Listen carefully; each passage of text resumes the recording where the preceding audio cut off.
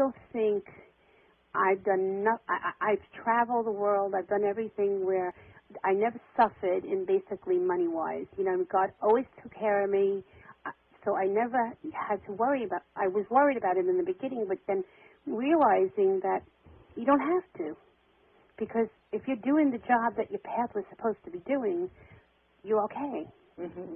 So if you're on I get the same thing. I get people coming to me who were in bad accidents, and then they find out it was for a reason. It changed their life. Exactly. Maybe they were going in the wrong direction, not doing what they were supposed to be doing. And it's like, you know, they're trying to get your attention to tell you what you're supposed to do. But if you don't listen, again, I say you get hit up the side of the head, but you don't want to do that. And I did get hit upside the head, and for one person that had the ability to listen, and I didn't, and so now I do. So when they do tell me to do stuff, I do it, you know. And they got to get your attention one way or the other, and sometimes it's not a very nice way that they get your attention. I didn't think it was a nice way, but he told me, he said, I told you I don't know how many times I told you. And I said, I know, but, you know, this is how I ended up coming across, and then, you know, I was married, had children, and my children felt it was very unfair to have a mother that had the ability to be a psychic, because I always said this at meetings, I always used to ground my children before they even came home, because I knew what they did wrong. You know, so they would come in the house and I'd be like, I told you not to go there, and they're like, that's not fair. That's not fair to have a mother that can see everything. And so I had to kind of disconnect myself from the children in that sense, so that they can grow up, you know, having experienced whatever they had to experience. Whatever is normal, you know. Whatever, yeah, because it wasn't fair. But also they wouldn't, I think after a while, they would stop trying to get away with something, wouldn't they? They were very bad liars. I said to them all the time, I said, you can't lie. I said, this is, you know, you can't do that with me, because it's different, and they always thought it was unfair. And I said, well, you know, what are you going to do? I said, you know, that's what you get for having me as a mom. You picked it. So, and that's the thing is, like, you know, I said this is lessons on this earth plane, and Earth is an emotional planet. So yeah, it is. That's what I tell people. It's a school, and we come here to learn emotions and limitations. Right. Absolutely, and it's a very emotional planet, so we have to learn emotions. Mm-hmm. How to love, how to be compassionate, and one big thing is how to forgive. And yes, forgive that ourselves. Is the biggie. That's the biggest thing of all. That's right. That's one way to get rid of karma, is to forgive, and it's very hard for a lot of people to do that. And to forgive yourself. You got to start with yourself, as you have to love yourself. Yeah. You have to forgive yourself, because there's many things we've all done in our life that we feel guilty. Like some people have had abortions and they feel very guilty. But you see, they're judging themselves, and they shouldn't. And they have to stop passing judgment on themselves and forgive themselves and love themselves. Because God loves you, you can love you. Mm-hmm. And you have to love yourself fully and forgive every single person that has come into your life and done anything to cause you difficult harm or whatever. And I always tell people to write the list, make a list. And it doesn't take overnight. It could take your whole lifetime. And that's okay. But do it before you do pass over, because then when you get to the other side, then you got to do it over there. Yeah, or come back and do it again. Or come back and do it again, and when you come back to do it again, it gets worse. Oh, yeah, because it's the same situation, same people. That's right. And people are saying, I don't want to do it again with them. Exactly. I always use the example. I say, you better work it out now, then. That's right. I always use the example is if you're divorced, would you want to, do it again with your ex-husband or your ex-wife? And they're like, no. And I'm like, well, then you got to learn to forgive. Mm-hmm. And if you can do that, then in the next lifetime, if you choose to come back, maybe you can live a better life, or maybe you can stay where you are and live a better life, or go to another planet altogether. Uh-huh. Hopefully people believe that there is other existence on other places. Yeah, I found that out. Yeah, so I think that that's important for people. The forgiveness and the love is very important, to love themselves. Because I found that in my work with the past lives, sometimes they set up a pattern, and they've been coming back together for many, many lifetimes, and they're not making any progress. That's exactly right. And that's what I tell them. You carry so much baggage and garbage around with you, you've got to get rid of it. That's right. Otherwise, you're going to come back again, do the same thing. But they say, I tell you, you've got to forgive that person, let him go, and tear up the contract. Because you make a contract when you come in. That's right. But they'll say, oh, I can't forgive them. You don't know what they did to me. But that's the thing, is that soul that has done that bad or nasty deed actually has given you a blessing, because that soul is helping you to understand and to come to your greatness that you're supposed to be. So that soul has dedicated itself, even though it was a nasty soul, it dedicated itself to help your soul grow higher. But it's hard for them to see that when they're angry, hard. And there's a lot of resentment and a lot of bad stuff carried over. Right. There's a lot of resentment because people don't understand the concept of the reasons that we're here, and that souls come in and we make these contracts before we even were born. And so this is all part of the system. And if we learn to play the game, now we say if we learn to play the game of life and not just the regular board game, if we learn to play it, then we got it. You just got to figure it out and learn how to play it. Yeah. And then move on. It is just a game. That's what I've been told many times in my work when the person goes through the death experience. They said, it was just a game.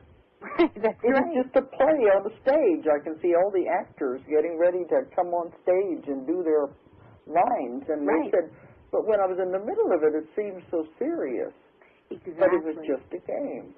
It is just, the passing, now I've been, like I said, thousands of readings, and when the passing comes, and a lot of people are afraid of death, which they really shouldn't be, because in that moment of time, which lasts maybe a millisecond, you don't feel nothing. You don't feel nothing. You are passed and gone into the light, and taken. You're with your loved ones, and that's it. It's done and over with.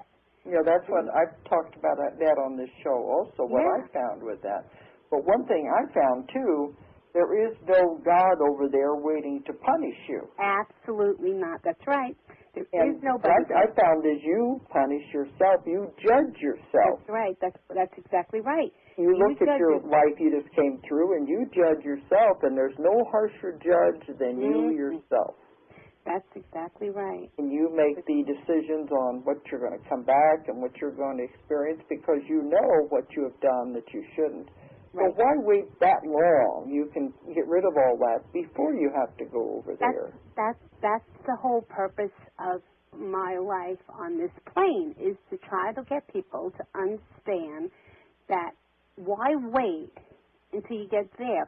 Do it now. This way, when you get over there, you can have fun. Yeah, you can do and then you don't have to worry about, I'm going to have to come back and do it again. Exactly. There's so many things over there that you could do. You could have a great time. I've seen people fishing. I've seen people, reading books, being by the ocean, being by the flowers, being in the garden. I've heard the colors are fantastic. The colors are so beautiful. And the feeling is of just pure love. Of just pure love and peace, and you don't have to spend any time with loved ones if you choose not to. People say to me, well, am I with them all the time? Well, are you with them all the time in real life? I mean, do you spend all your days with your friends and your mother and your father? No, you don't.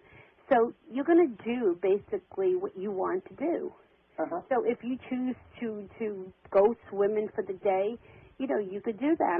It's up to you. You make your own rules. There's nobody over there saying to you, you can't do that, you can't do this, you can't do that.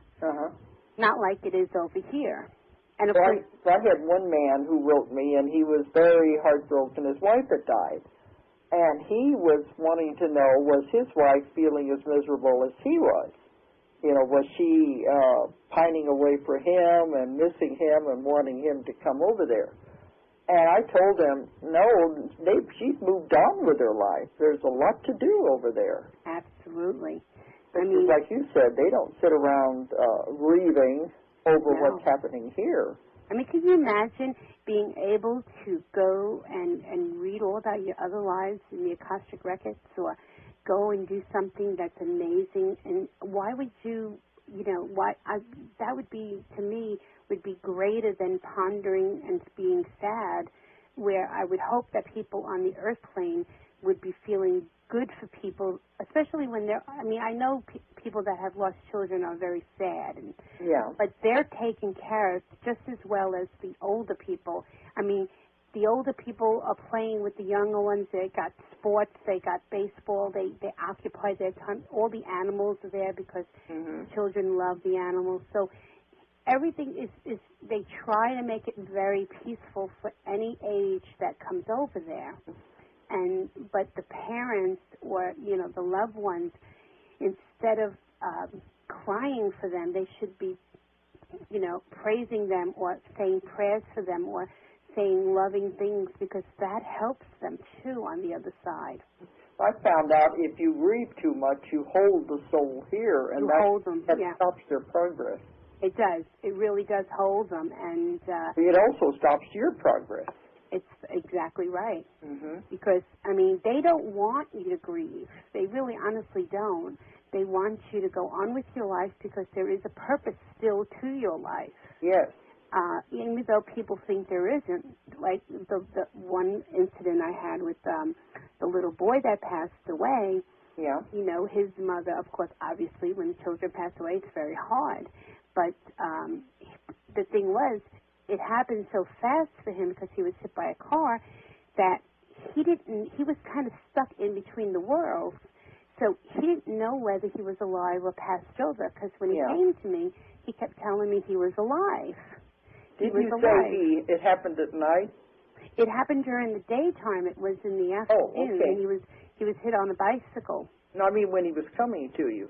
Oh, no, it was in the daytime. When he started appearing to you? Yeah, in the daytime. He would come all the time. And he was the first spirit that actually that came to me without kind of being invited, without, he knew me because he went to school with my son. And he had called the house the night before he passed away.